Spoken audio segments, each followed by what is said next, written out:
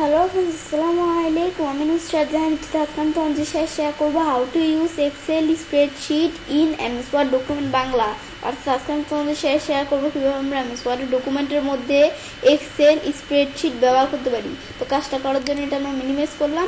Minimise করার পরে এখন আমরা বিষয়টা করার জন্য আমরা যে জায়গায় কাজটা করব সেখানে প্রথমে কার্সর রাখতে হবে। তো আমরা এখানে কার্সর রাখলাম। রাখার পরে আমরা যে এক্সেল স্প্রেডশিটের বিষয়টা করার জন্য ইনসার্ট মেনুতে আসার পর আমরা এই টেবিল আসি।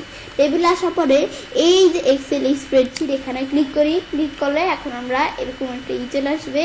এই দেখো আমাদের এখন এক্সেল স্প্রেডশিটটা এই যে চলে আসলো। এরকম আসলে আমরা ক্লোজ দিব।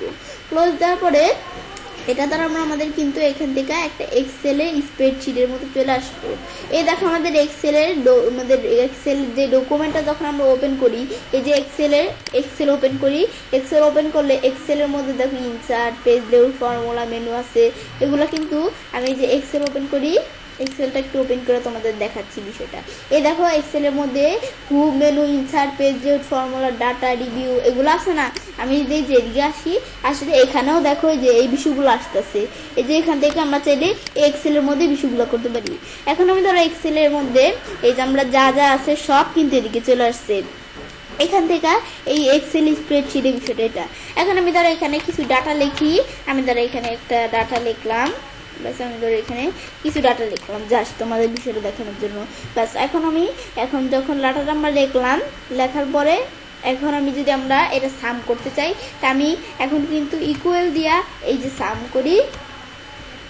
এখন এন্টার চাপ দিয়ে আমি চাইলে এইভাবে কিন্তু আমাদের লেখা সাম করতে পারি। কিন্তু আমি যদি এখন আমাদের কি করি যে অটো সামে ক্লিক করলে কিন্তু অটোমেটিক সাম হয়ে যাবে। এখন আমি যেভাবে করার পর আমি এখন যদি এন্টার দিলে দেখো এই সাম হয়ে গেল। এটা আমরা চাইলে এভাবে কিন্তু সাম করতে পারি। ব্যাস এগুলো আমি করার পরে এখন আমি যদি এখন বাইরে ক্লিক করি, আমি বাইরে ক্লিক করলে এই দেখো চলে গেল আবার। এখন কিন্তু এভাবে এক্সেলের বিষয় চলে গেল। এখন ধরো এখন এভাবে আমরা আবার চেঞ্জ করার জন্য এখানে যদি ডাবল ক্লিক করি, ডাবল ক্লিক করলে দেখো শিট একটা এই যেরকম বিষয়গুলো আর কি। এখন আমি ধরো এটা সাইজ বড় ছোট করবো, এটা সাইজ একটু বেশি বড় না, তো আমি ধরো এটা একটু এতটুকু নিলাম। এটাকে একবার হাইব্রিড সহকারে বড় ছোট হইতেছে, বড় ছোট করি। এ দেখো আমাদের হাইব্রিড সহকারে হচ্ছে। আমি এটা তো চারদিক হবে, আর এটা দিলে আমরা এখান থেকে এভাবে এই যে হাইটটা কমছে, এই যে আবার বাড়াতে চাইলে যে বাড়ছে হাইট, এগুলো তোমরা চাইলে কমাইতে বাড়াইতে পারো। এগুলো আমরা একটু দেখলে বুঝতে পারবো। এই যে আমরা বাড়াই একটু বাড়ছে। এই যে আমি ধরি এখান থেকে এই যে উইডটা বাড়াইতে চাই, বাড়ছে। আর এটা দিলে দুইটা একসাথে বাড়বে। এগুলো আমি একটু দেখলে বুঝতে পারবো। ব্যাস এভাবে যে করার পর আমি যদি এখন বাইরে ক্লিক করি, আবার আমি ওয়ার্ড ডকুমেন্টের মতো এদের আবার আগের মতো চলে আসলো। আসার পর আমি এটা সিলেক্ট করি, খুব মেনুতে সেটা ধর মাঝখানে নিয়ে আসি। আসার পরে এখন আমরা যদি সব বিষয়গুলো আমাদের ক্লিয়ার হয়ে যায়, ক্লিয়ার হওয়ার পর এখন আমি যদি কন্ট্রোল পি দিয়ে প্রিন্টে আসি। আসার পরে এটা আমরা যদি একটু বড় করি, এই যে বড় করলে আমাদের কিন্তু এই দেখো বিষয়গুলা এভাবে দেখা দিচ্ছে, এরকম দেখা যাচ্ছে। ধরো আমরা আমাদের দিক থেকে এই যে দেখো গ্রিড লাইন্সগুলো সহকারে আসছে। আমি ধরো গ্রিড লাইন্স উঠানোর জন্য আমি যদি এখানে ডাবল ক্লিক করি, তোমরা চাইলে এডিট মেডিট করতে পারো। আমি করবো না, আমি গ্রিড লাইন্স বলছি আমাদের উঠে দিই গ্রিড লাইন্সগুলা। তো সেজন্য ভিউটেবে এসে আমি যদি গ্রিড লাইন্স টিকমার উঠিয়ে দিয়ে আমি এখান থেকে বাইরে ক্লিক করি। ক্লিক করলে এখন উঠে গেল।